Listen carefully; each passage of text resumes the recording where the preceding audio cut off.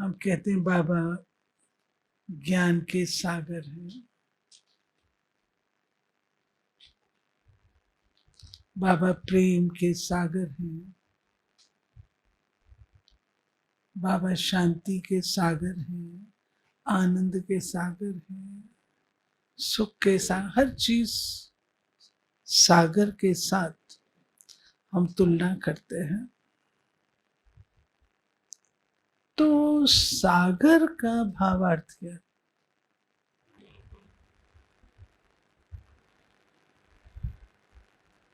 बाबा भंडार भी कह सकते थे,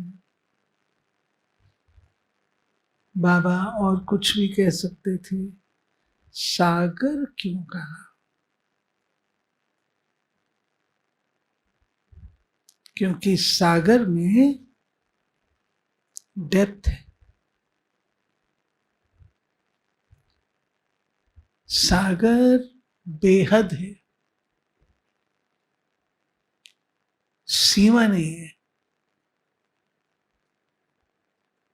सागर रत्न देता है,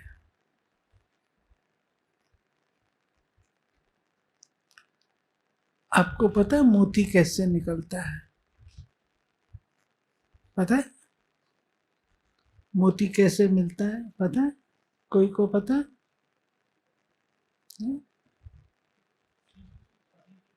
सीप में। सीप कहाँ होती है?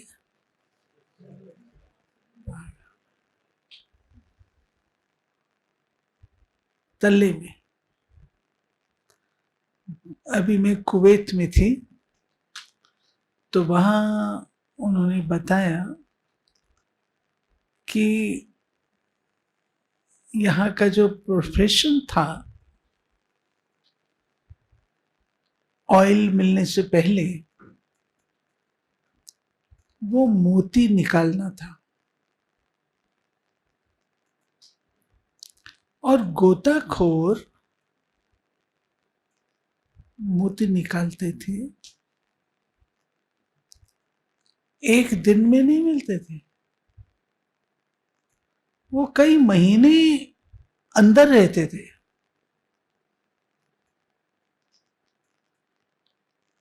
और कई सीपें होती थी, उनको देखते थे, कोई होती थी जो मोती होता था उसको रखते थे, कहते कई निकालते थे, वेस्ट जाते थे, कुछ एक में निकलता। फिर वो मोती लेके ऊपर आते थे, फिर जहाज में बैठकर भारत आते थे और भारत में उन मोतियों को सेल करते थे और अपने लिए खाना पानी जुटाते थे।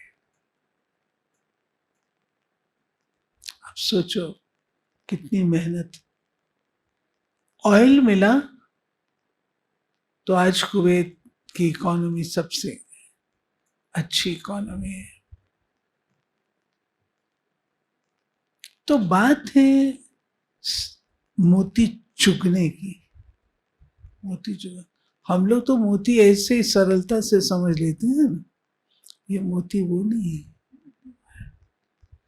अगर इस मोती को लेने में इतनी मेहनत है तो ज्ञान मोती, उसके लिए हमको भी तो कुछ करना होगा। तो पहली चीज जो मेरी बुद्धि में आती है वो है हमारी बुद्धि बहुत महीन होनी चाहिए। महीन बुद्धि और मोटी बुद्धि, आप लोगों को तो ये कंट्रास्ट पढ़ाई लिखाई नहीं गया, लेकिन हम लोग जब आते थे मधुबन में तो हमको दादियां, मनोहर दादी स्पेशली कहती मोटी बुद्धि और महीन बुद्धि का कॉन्ट्रास्ट। महीन बुद्धि बाबा किसको कहता है और मोटी बुद्धि किसको कहता महीन बुद्धि किसको कहता है? महीन बुद्धि किसको कहता है? ज्ञान की गहराई। और बोलो, महीन बुद्धि किसको कहता है? हम्म? और बोलो, मूल बात बोलो। महीन बुद्धि बाबा कहता है देही अभिमानी।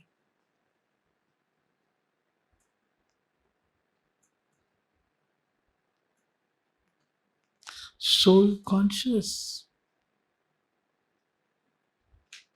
मनुष्य बॉडी कॉन्शियस में होता है तो एक्सटर्नल वर्ल्ड में रहता है,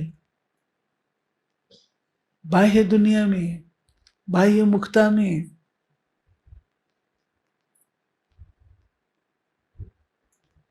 और जब वो होता है महीन बुद्धि वाला तो सोल कॉन्शियस, आत्म अभिमानी, एक दूसरे को उसी दृष्टि से देखता है। नजरिया बदल जाता है।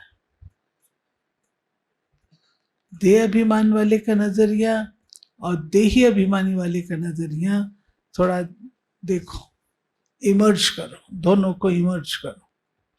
देह अभिमान वाला उस चित्र को कैसे देखेगा और देही अभिमानी वाला कैसे देखेगा?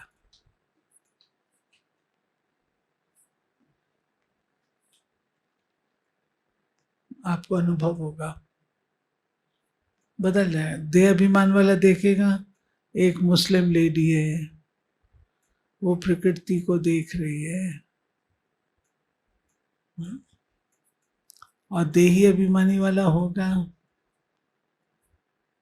वो दृष्टिकोण से देख रहा है कितनी आत्म स्थिति में है और कितने अच्छे वाइब्रेशंस का सकाश इस प्रकृति को दे रही है।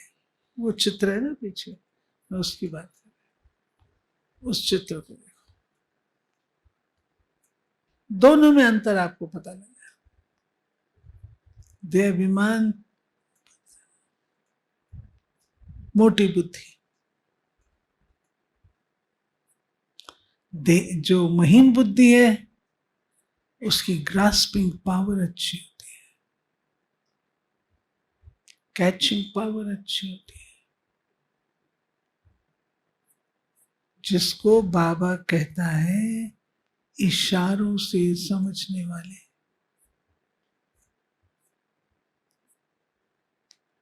आजकल तो उसको गेम बना लिया है।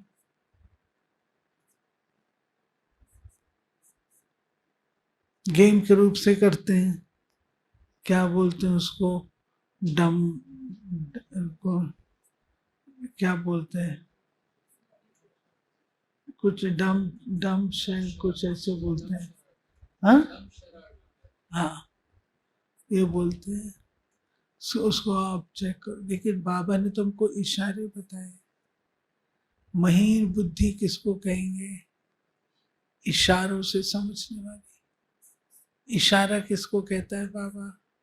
कोई हाथों के इशारों को नहीं कहता है बाबा।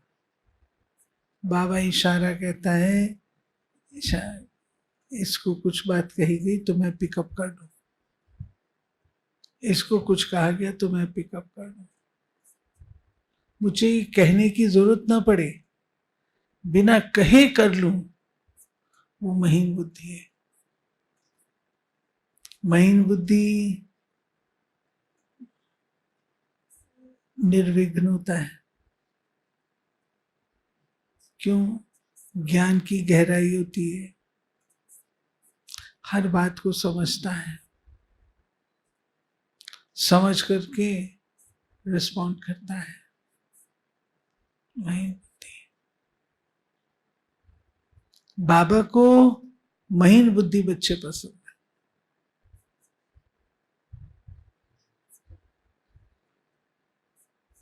जरूरी नहीं है महीन बुद्धि बच्चे ज्ञान में प्रवीण हो, भाषण वाले हो, जरूरी नहीं है।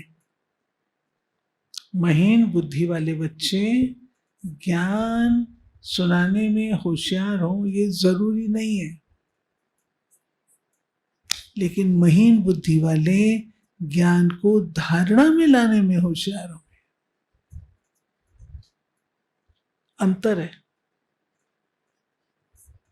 धारणा में ले आएंगे परंतु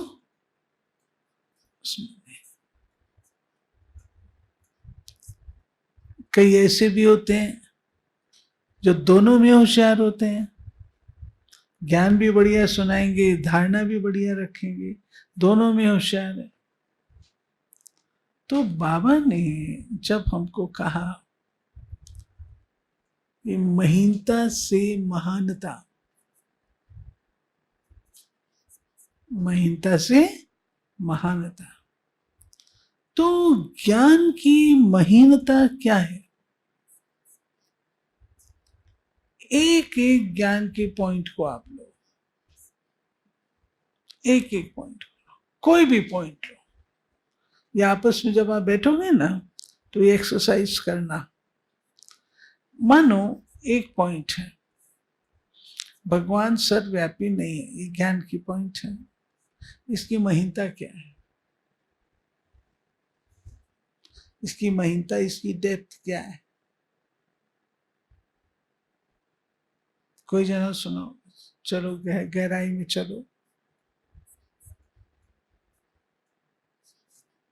भगवान सर्वव्यापी नहीं है, ये बाबा ने ज्ञान दिया। अब इस ज्ञान की गहराई क्या है? बोलो।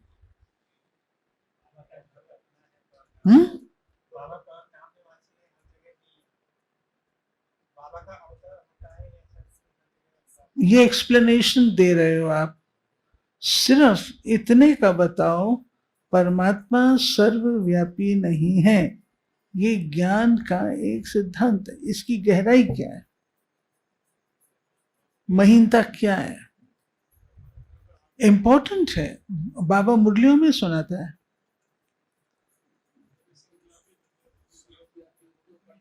जी,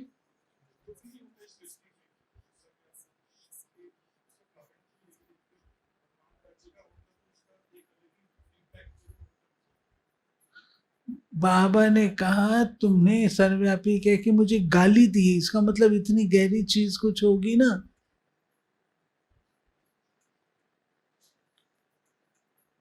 वो क्या बात है?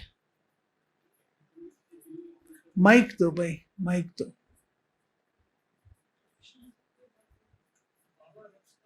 नजदीक आके बोलो थोड़ा।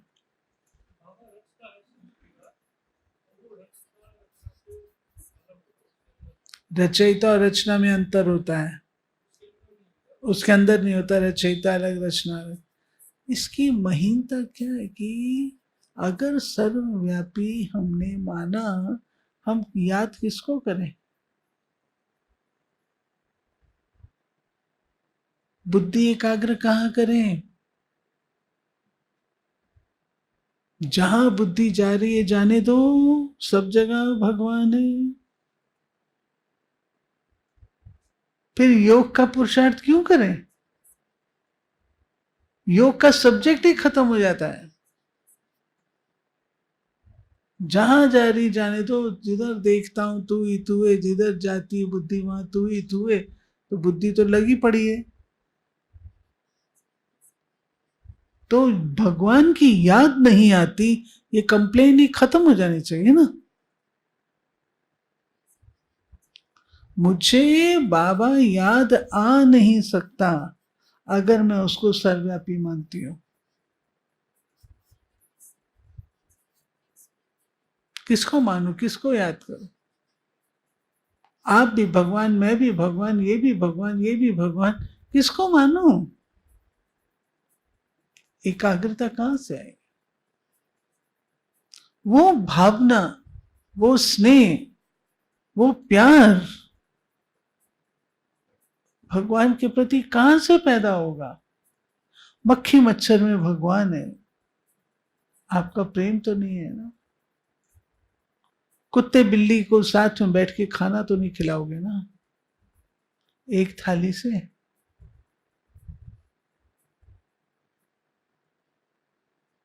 ज्ञान की महीनता अर्थात मुझे जो ज्ञान मिला उससे लाइट क्या मिली, उससे मुझे माइट क्या मिली।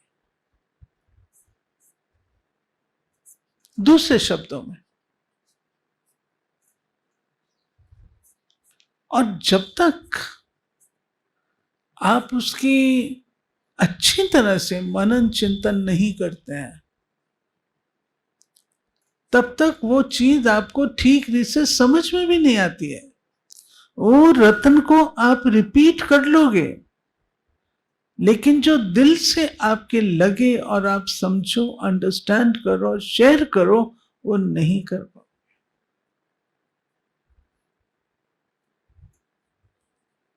क्या कारण है? हम लोग पढ़ते थे, हम लोगों को दिया जाता था सर्वव्यापी की 100 पॉइंट्स लिख के आओ। आज जब मैं बहनों को कहती हूं 100 पॉइंट्स लिखो, थर्रा जाती, नहीं लिख पाती। गीता का भगवान किनारे कर दो, भगवानोवाच है कि गीता का भगवान सिद्ध करने से ही तुम्हारी विजय होनी है, और गीता के भगवान का चैप्टर ही उड़ा दिया क्योंकि एक्सप्लेन नहीं कर सकते।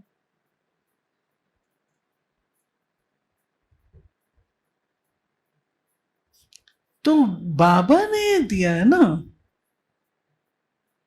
उसको मैं पहले मोटी बुद्धि होने के कारण किनारे कर दूं, ये तो ठीक नहीं है ना। बाबा की जो भी बात है वो बात बाबा ने कही है तो उसके पीछे कुछ राज है।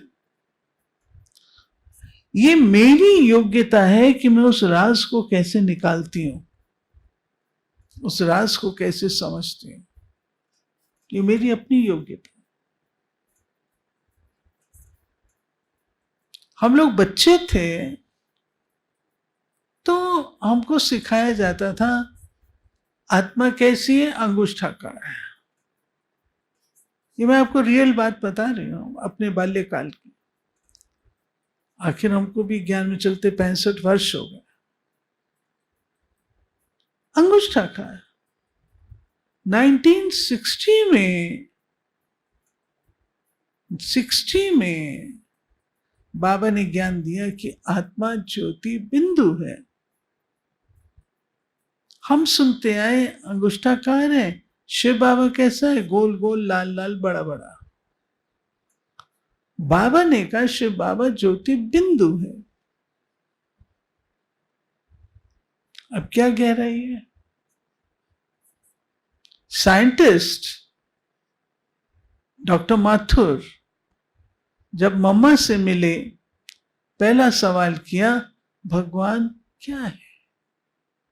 मम्मा ने कहा भगवान एक बिंदी है, ज्योति बिंदु है। फट से स्वीकार। इस साइंस भी ये मानती है beyond the world there is point source of energy.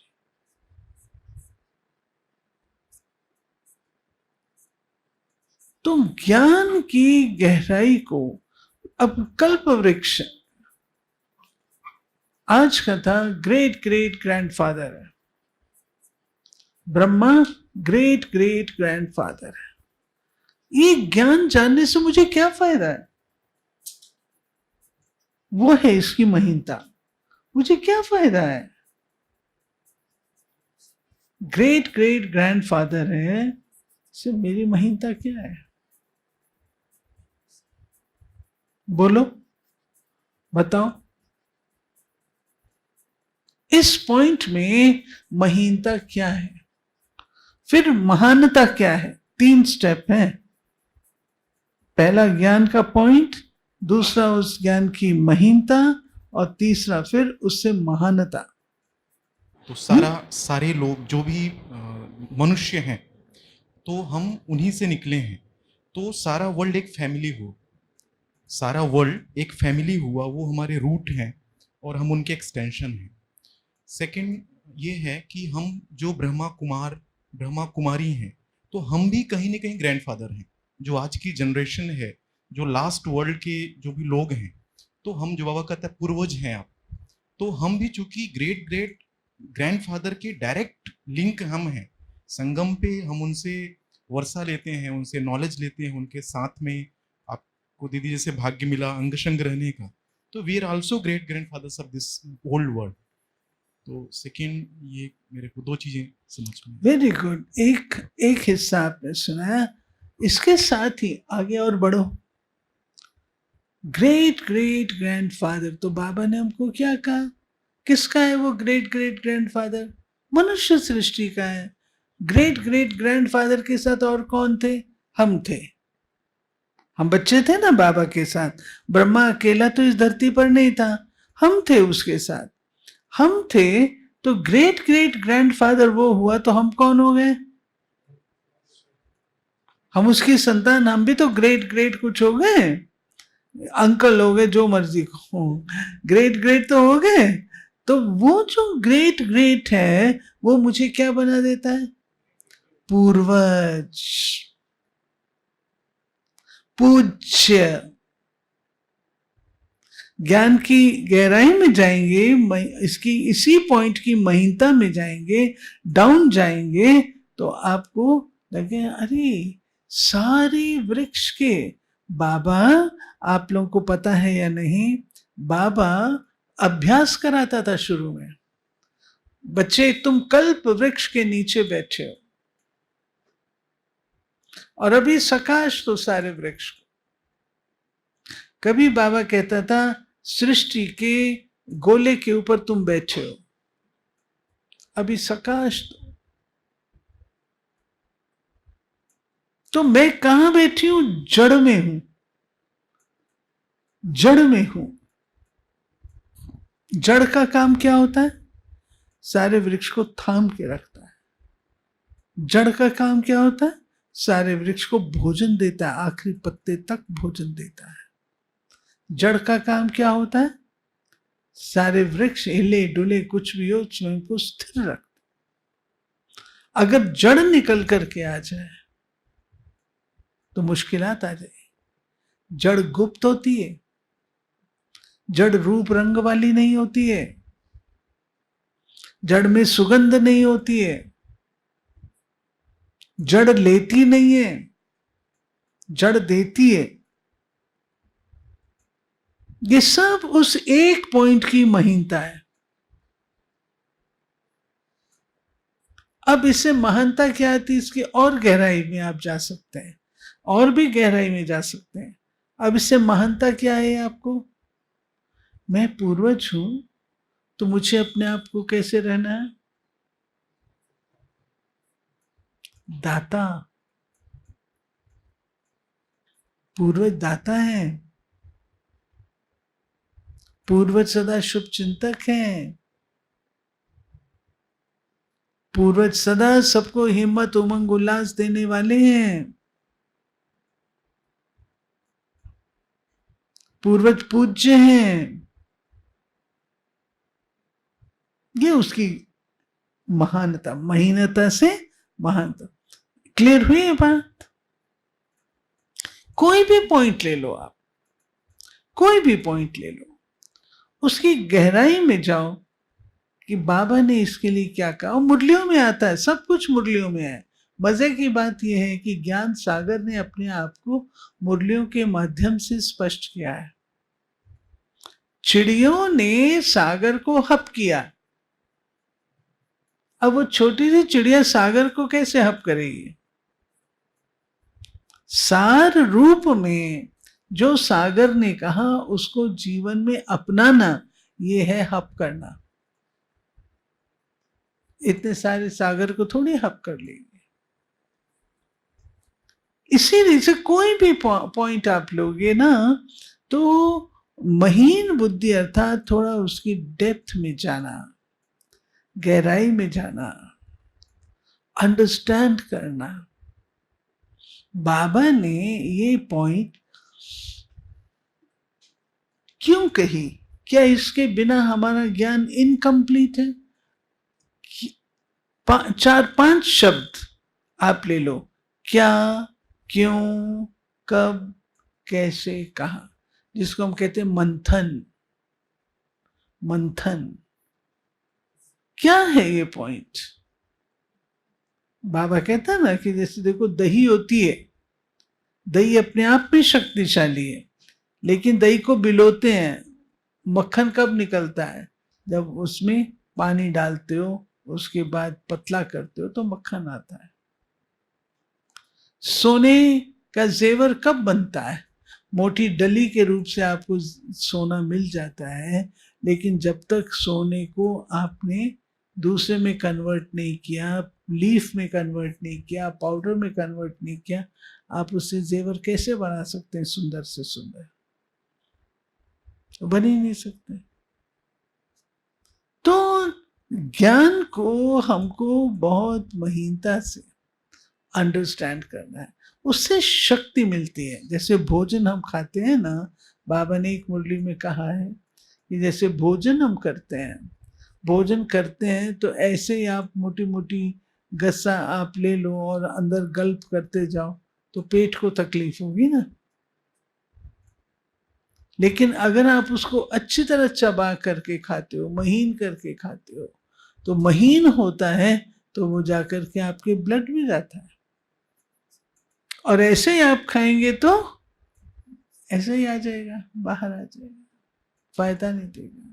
तो ज्ञान को हमको बहुत अच्छे रीति से अंडरस्टैंड करना है। पहले अंडरस्टैंड करो, अंडरस्टैंडिंग के बाद क्यों कहा बाबा ने। हम लोग जो सीखे हैं ना मंथन, वो ऐसे सीखे हैं। अगर ये पॉइंट ना हो तो क्या नुकसान हो जाएगा, क्या फर्क पड़ेगा? बाबा क्यों ये पॉइंट कह रहा है, क्यों कह रहा है? बाबा कहता है कोई देहधारी का कल्याण कर नहीं सकता। भगवान वाच, सन्यासी जीवन मुक्ति का ज्ञान दे नहीं सकते क्योंकि वो सुख को मानते नहीं। अब ये पॉइंट बाबा ने कही, इससे मेरे को महीनता क्या मिली, मेरे को फायदा क्या हुआ? बाबा अगर ये पॉइंट ना सुनाए तो इसमें क्या हर्जा है, क्या रॉन्ग है, क्या होगा, कौन सी कमी पड़ जाएगी?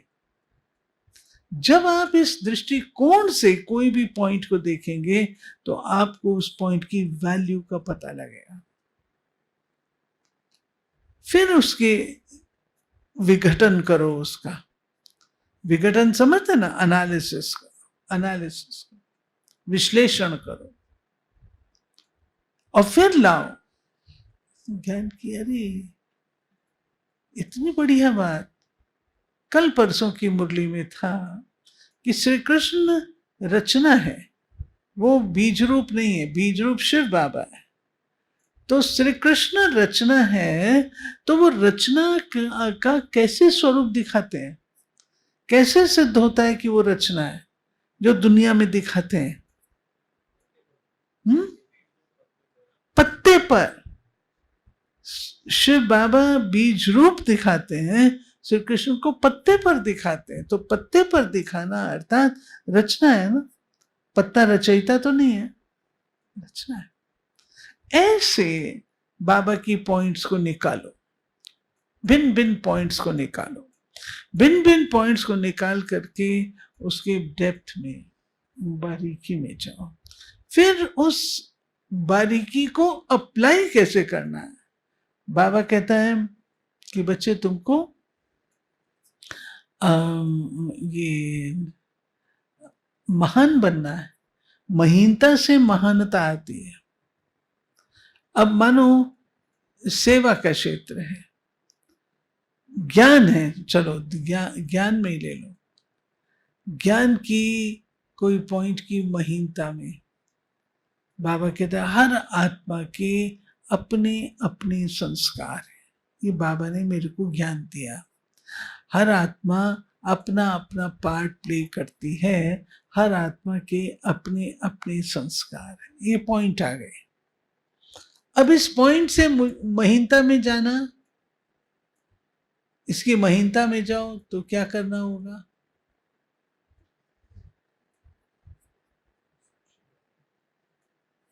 मुझे मोल्ड होना है ना। हर आत्मा के अपने संस्कार है, मुझे अपनी शांति के लिए मुझे खुद को मोल्ड होना पड़ेगा। दूसरों को मैं मोल्ड नहीं कर सकती हूँ, उनके पार्ट को मैं चेंज नहीं कर सकती हूँ। मुझे अपना पार्ट जो है सेट करना पड़ेगा, मुझे चेंज करना पड़ेगा, मुझे मोल्ड होना पड़ेगा। मोल्ड होने के लिए मुझे क्या करना पड़ेगा? हाँ, मैं मोल्ड हूं, उसके लिए मुझे क्या करना पड़ेगा? बाबा ने एक मुरली में कहा, दो चीज चाहिए, गरमाई और नरमाई। गरमाई क्या है?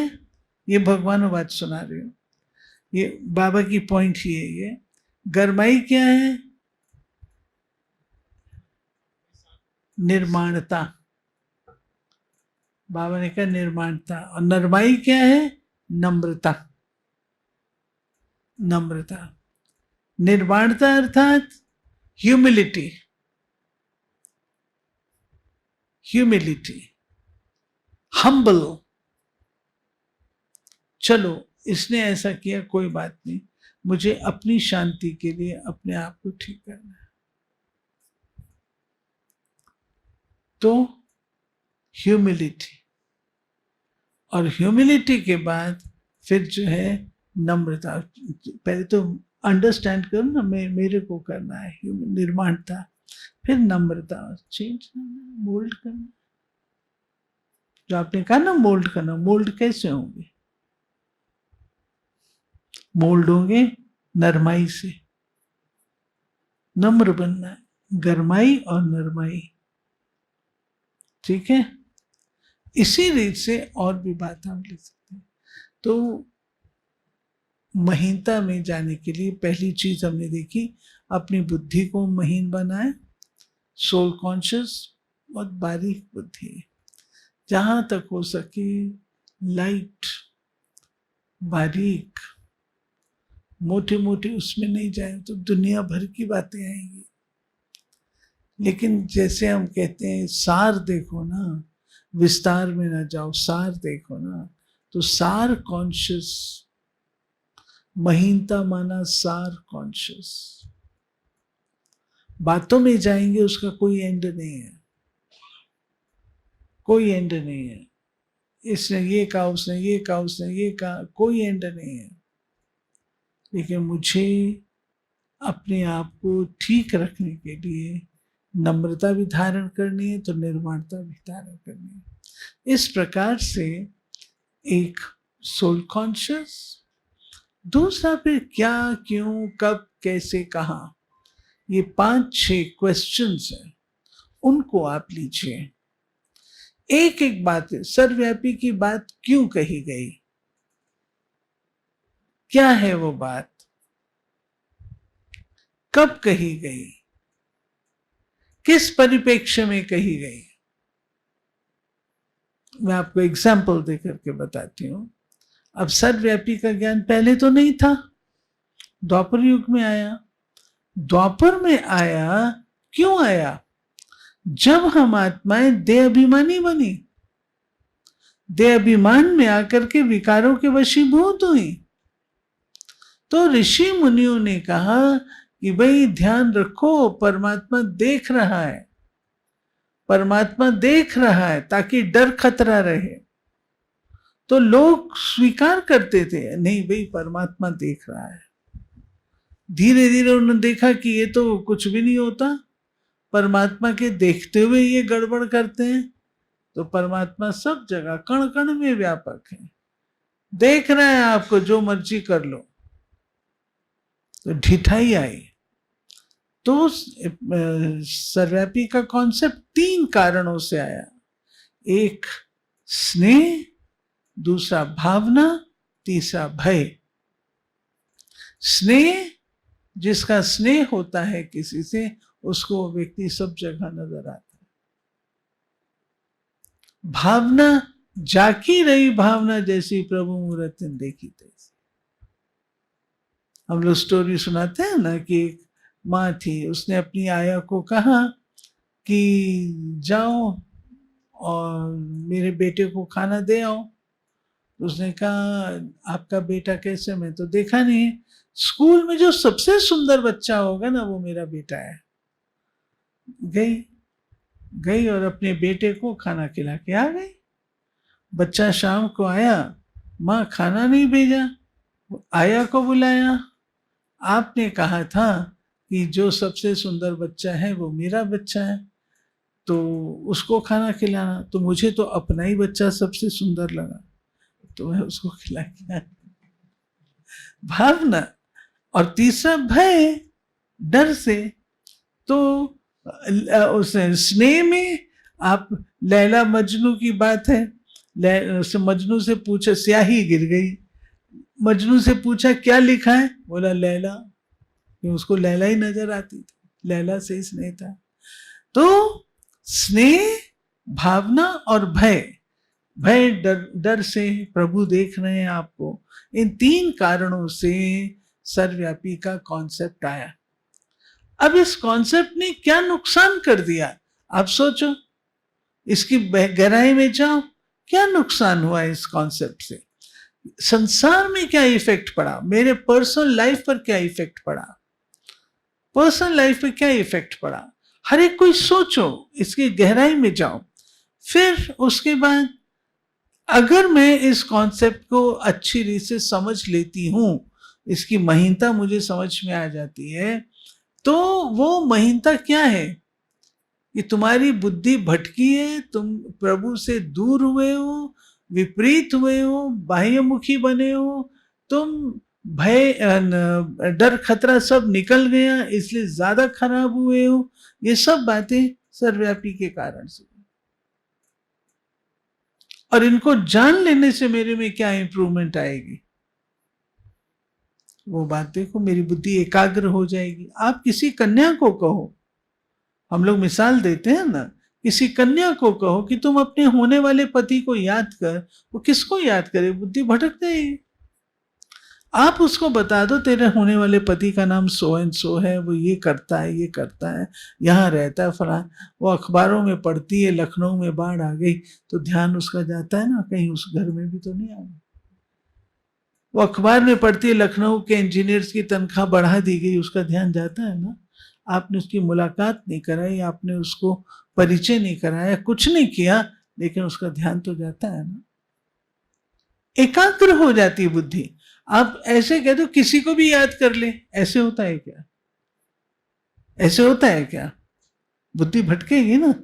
आप, हमारी बुद्धि एकाग्र होना शुरू ही तब हुई है जब हमको बाबा का परिचय मिला। पूछ लो भक्तों से, तू भी भगवान मैं भी भगवान, तो प्राप्ति तो है ही नहीं ना, सबको पूछते रहो। तो हर बात जो बाबा ने बताई है, अब हर एक का पार्ट अलग अलग है, इस बात को हमने लिया था। अब इससे हमको जानने से फायदा क्या है, इसकी गहराई क्या, महीनता क्या है। और मैंने अपने आप को परिवर्तन करके अपने आप को महानता की स्टेज पे लाना है कि मुझे बनना है, मेरी महानता है, मैंने बनना है। आपके अंदर क्षमा के संस्कार कब आएंगे, जब आप महान हो। कोई व्यक्ति आपके साथ उदंड कर रहा है, क्षमा की डिमांड कर रहा है, आपका दिल करता है ऐसे व्यक्ति को मैं क्षमा करूं। फिर आपको याद आता है, नहीं मैं तो पूर्वज हूं, मैं पूज्य हूं, क्षमा करना ही मेरा धर्म है। आप क्षमा करते हो। गायन किसका होता है, महान आत्माओं का। मान्यता किसे मिलती है, महान आत्माओं को, कॉमन को थोड़ी मिलती है मान्यता। तो हर पॉइंट की ऐसे महीनता में जाना, इसको कहते हैं। अब आपका कोई क्वेश्चन हो तो पूछो।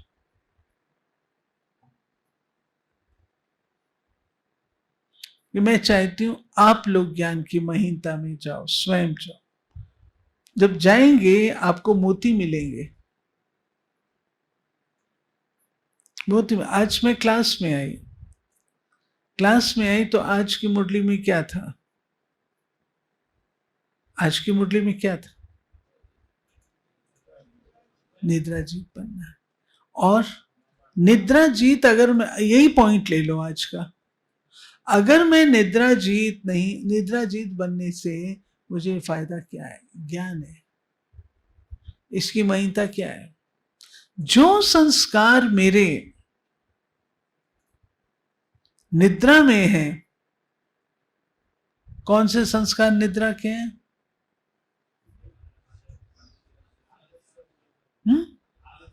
आलस, अलबेलापन भी जोड़ लो, और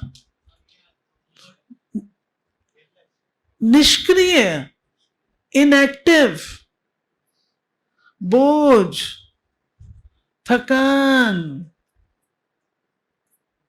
ये सब निद्रा के साथ जाते हैं। अब बाबा ने कहा तुम निद्रा जीत बनो तो तुमको ये फायदा होगा। उसकी डेप्थ में चलो, क्या फायदा होगा? क्या फायदा होगा?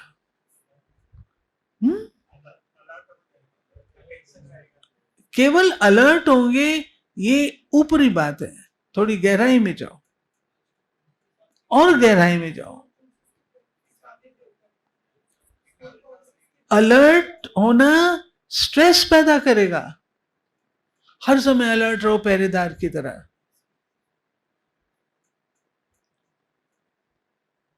और चलो आगे, और महीनता में चलो। आत्मा सोती है, आत्मा जागती जो होता है ना। तो अलर्ट से ही हम आगे चलते हैं, जो आपने पॉइंट ली। सदा अपने आप को मैं अलर्ट की उसमें, तो टेंशन नहीं होगा।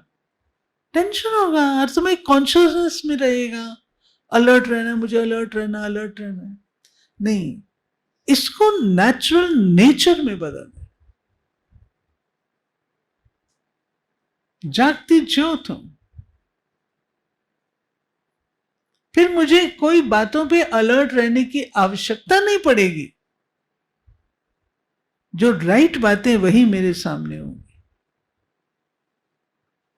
अलर्ट में ये है, नेगेटिव अटैक करेगा और आपने अपने आप को डिफेंड करना है। इसमें यह होगा कि आप नेचुरल रूप से राइचियसनेस के रास्ते पर सदा रहेंगे, टिवाटे पर नहीं रहोगे, राइट पथ में। टिवाटा समझते हैं ना, बाबा की मुरली में आता है, 3 रास्ते जाते हैं, राइट पथ पे चले आओ। ऐसे गहराई हर चीज की, उसकी बारीकी में चले आओ। जो भी चीज है उसको अच्छी तरह मनन और चिंतन करने से वो आपकी अपनी बन जाती है। और जब तक हमने कोई भी चीज को अपना नहीं बनाया है, तब तक हमको उसकी कदर भी नहीं होती है। कदर होती है जब वो चीज हमारी अपनी हो जाती है। तो मैं चाहूंगी कि आप लोग बैठ करके,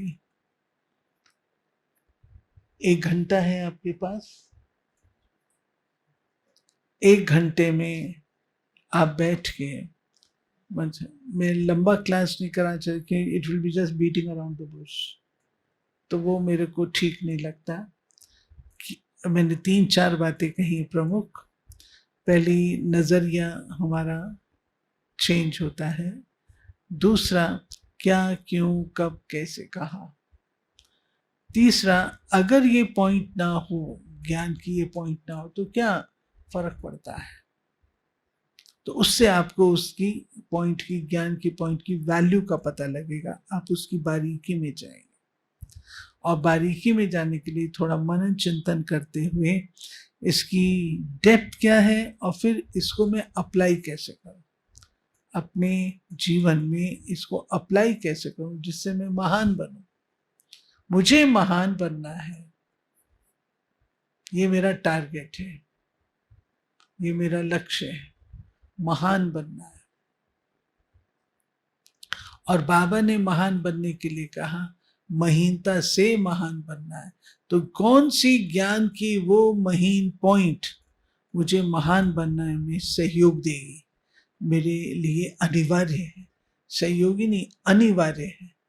वो चीज आप इस तरीके से 5-6 प्रश्न लेकर के आप ज्ञान के मनन चिंतन में भी रहेंगे तो अच्छा। ठीक है, एनी क्वेश्चन?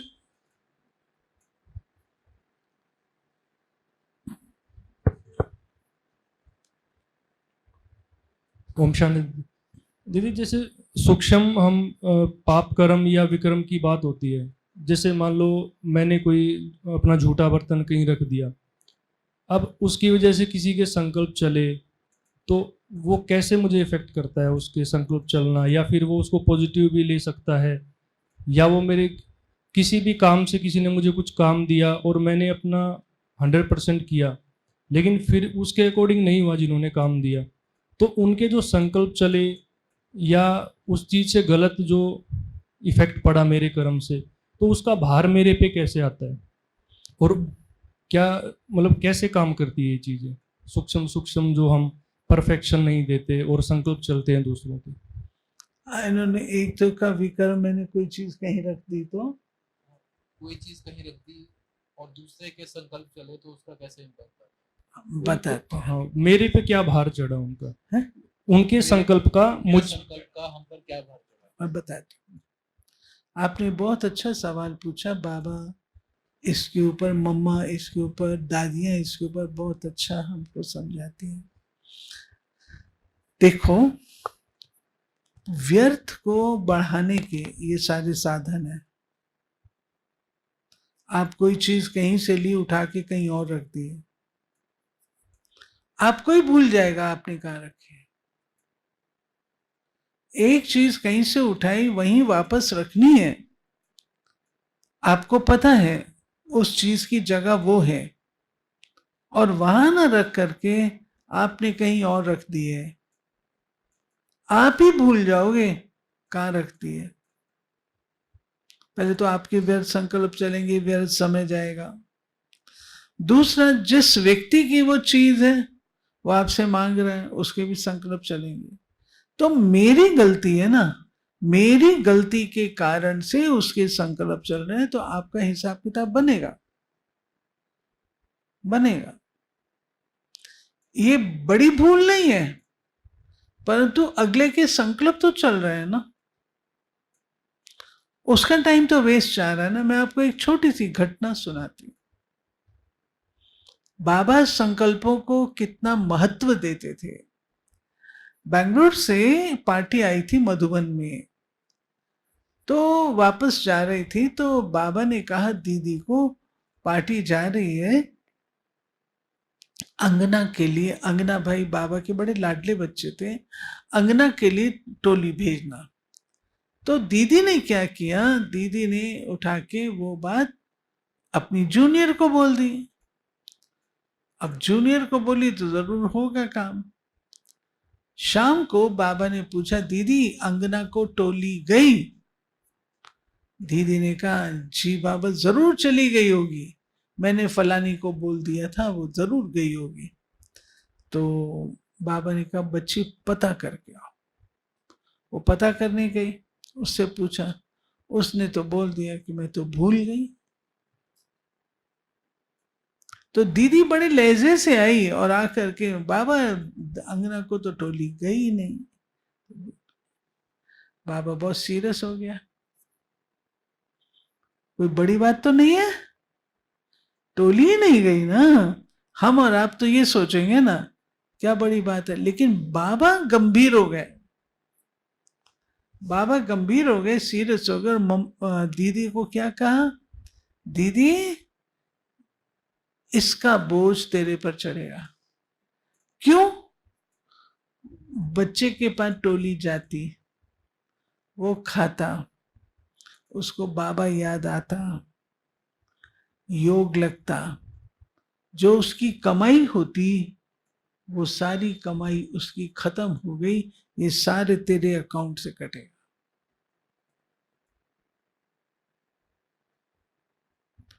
तो हम बन रहे हैं देवता, देवता बन रहे हैं, तो हमको अलर्ट भी रहना है, एक्टिव भी रहना, एक्यूरेट भी रहना है। ये नहीं तुम कर लो, तुम कर लो, तुमको अंत में पूछो तो किसी ने किया ही नहीं है। नतीजा ये होता है। इसलिए वो बोझ हम पर चढ़ेगा। इससे जो चीज जहां से लेते हैं वहीं उसको रखनी होती है। मैंने देखा, मैं बॉम्बे एयरपोर्ट पे थी, बॉम्बे एयरपोर्ट पर थी, तो मेरे साथ की कुर्सी पर एक बहन बैठी थी। उसका टाइम हो, वो चली गई। मैं भी थोड़ी देर में उठी। मैं उठी तो मेरी नजर पड़ी उसकी सीट के ऊपर उसकी रिस्ट वॉच रह गई थी। तो मैंने किसको बताया, उसको बताया। आए, एक ने हाथ में उठाई, उसके बाद कुछ सोच करके वहीं रख दी। दूसरा आया, उसने भी हाथ में उठाई, फिर कुछ सोच के वहीं रख दी कि हो सकता है वो बहन ढूंढते ढूंढते यहीं पर आए और यहां से आके लेके जाए। दादियां कहती सिखाती थी, जो चीज जहां से लो वहां रखो। छोटी सी बात। अब इसकी गहराई में आप गए और महीनता की बात आपने कही, तो इसमें महीनता यही है कि हमको अपने आप को इस तरीके का बनाना है जो कि जो चीज जहां से ली जाए वहां से दूसरे के संकल्प न चले। यहां तक दादियां हम लोग को सिखाती रही हैं कि आपको अपनी स्थिति सदा ऐसी रखनी है कि बड़ों को आपके प्रति संकल्प न चले। अगर बड़ों के संकल्प आपके प्रति चलते हैं तो वो भी ठीक नहीं है, वो भी ठीक नहीं है। ठीक है। आज बाबा ने मुरली में कहा कि हमारे जो पाप कर्म होते हैं बाबा को बताने से वो 50% माफ हो जाते हैं। What is the right process to tell बाबा? क्योंकि what is the right process? क्योंकि जब हम बताते हैं कई बार तो गिल्ट में भी चले जाते हैं बताते समय, या फिर अट्रैक्शन भी हो जाती है, वो सारी स्मृतियां फिर से आ जाती है, तो उसके कारण बताते ही नहीं है बाबा को। So can you suggest us? देखो, बाबा साकार में थे तो बच्चे सब कुछ बाबा को बताते थे। दादियां थी तो भी सब कुछ बताते थे। अब हर आत्मा की अपनी स्थिति है, तो बताना तो चाहिए। ये मैं कहूंगी, बाबा को पत्र लिखना चाहिए। लिख करके बाबा का जो लेटर बॉक्स है उसमें डाल देना चाहिए। बाबा को वो स्वीकार होगा। हम लोग क्या करते हैं, लेटर लिखा उसमें डाला और फिनिश्ड। नहीं, लेटर लिखो, उसको बाबा के आगे रखो, बाबा स्वीकार भी तो करे। बाबा के आगे रखो, योग करो। लेटर बाबा के आगे रखने के बाद योग करो, बाबा स्वीकार करो।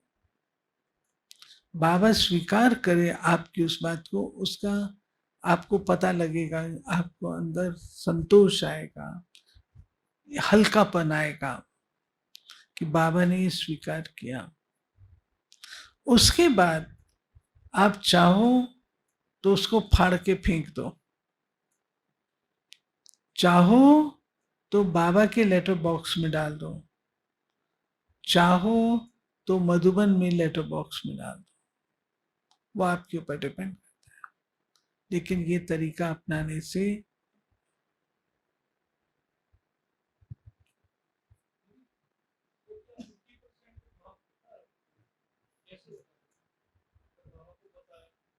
सच्चाई से जो बच्चा बाबा को कन्फेस करता है उसको बाबा माफ करता है। जो बच्चा यूं कहता है, बाबा आप तो जानी जाननहार हैं, आप तो सब कुछ जानते ही हैं, वो बच्चा बाबा से सच्चा नहीं है।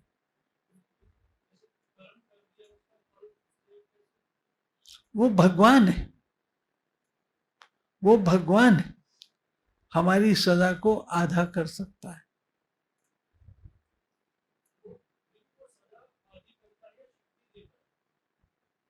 सदा आधी करता है या या शक्ति देता है? दोनों, दोनों। आगे के लिए शक्ति देता है जिसको आप भूल जाओ, और शक्ति देता है और वो माफ भी करता है।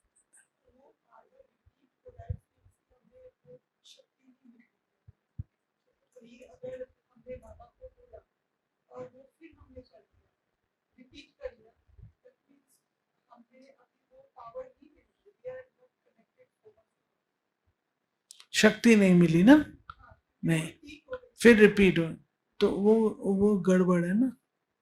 फिर आपको अगर ऐसी हालत होती है तो किसी अनुभवी, जो ज्ञानी योगी है, अनुभवी है, उससे राय लेनी चाहिए। ओम शांति दीदी। दीदी मेरा क्वेश्चन है कि मान लीजिए कोई किसी के साथ गलत कर रहा है, ठीक है, वो सामने वाला सहन कर रहा है क्योंकि वो ज्ञान में चल रहा है। बोला जाता है कि चलो पिछले जन्म में वो मेरे साथ कुछ गलत, हम उसके साथ कुछ गलत किए थे, इसलिए इस जन्म में वो कर रहा है, हमें सहन कर ले रहा हूँ। पर सामने वाला जो गलत कर रहा है उसका भी तो कर्म काउंट हो रहा है, तो उसके ऊपर क्या फर्क पड़ेगा फिर उसको? क्योंकि गलत तो कर्म वो भी कर रहा है। नहीं, गलत कर्म मतलब कोई किसी के साथ गलत कर रहा है, हेलो, कोई किसी के साथ गलत कर रहा है, और जिसके साथ गलत हो रहा है वो ज्ञान में चल रहा है, लेकिन हम लोग बोलते हैं कि पिछला जन्म में वो हम उसके साथ गलत किए थे, इसलिए इस जन्म में वो गलत कर रहा है, सहन कर लिया जाएगा। लेकिन वो जो गलत कर रहा है उसका भी तो गलत कर्म हो रहा है। सुनो, ऐसा है, हायर लॉज पर आओ। हायर लॉज क्या है? हम एक कालदर्शी इतना देख रहे हैं, अगर इसको हम बेहद के उसमें देखें तो ड्रामा में जो हो रहा है सो, जो हो रहा है सो ठीक है, परफेक्ट है। कहीं ना कहीं कोई ना कोई उसको लॉ अप्लाई कर रहा है, हमें लग रहा है वो गलत है क्योंकि मेरा भाई है। हो सकता है कुछ और भी उसके पीछे राज हो जो मुझे नहीं पता, ये भी संभावना होती है। इसलिए जो व्यक्ति जो है, जैसा है, जहां है, उसकी अगर टेम्परेरी या आउटवर्डली है तो वो तुरंत ठीक हो जाती है। जिसकी डीप डाउन होती है कर्मों के हिसाब किताब, वो आप समझ लो हायर लॉज काम कर रहा है, तो उसको छोड़ दो।